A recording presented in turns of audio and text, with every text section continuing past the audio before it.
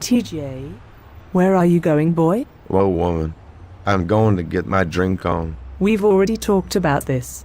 You've already had one DUI. I'm not bailing you out again. Ramona, I don't need any more speeches from you. I'm 22 now. I'm a grown man. I'm only going to have a couple of beers. TJ, I'm trying to protect you and others around you.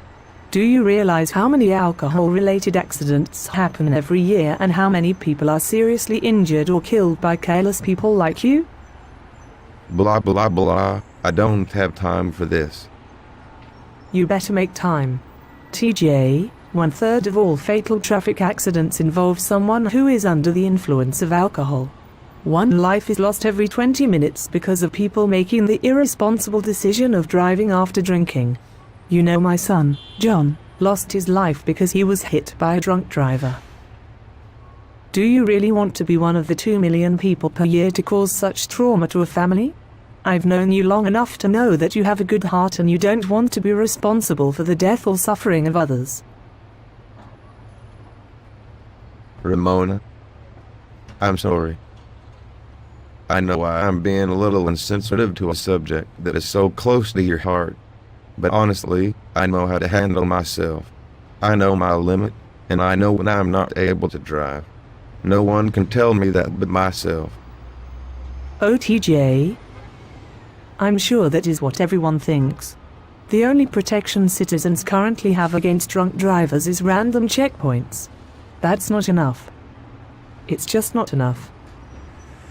This is serious, TJ. I don't know how to get you to realize that. Even if the driver makes it to a checkpoint, he was still on the road to cause danger in the first place. I just wish there was a more preventative measure. Well, don't hold your breath. What do you want to happen? Do you want to bring prohibition back? That's about the only thing that will pacify your crazy concern. Now, don't make a fool of me. I see no problem with drinking.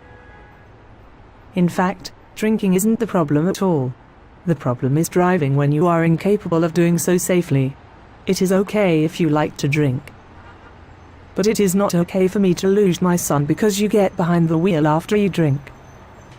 What then? What? Just tell me, what is your solution? I'm not really sure of a solution. But a good start would be requiring an ignition interlock on every vehicle. Ramona, what in the world is that? It is an in-car breathalyzer test. You have to blow below the legal limit in order to be able to crank your car. And what is the legal limit?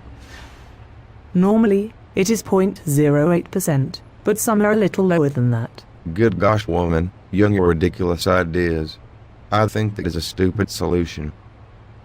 I think you are only opposed to the idea because you know it will work. It won't work. It will.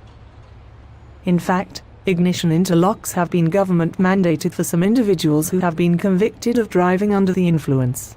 There has been a 70% decrease in impaired driving arrests for that group of people.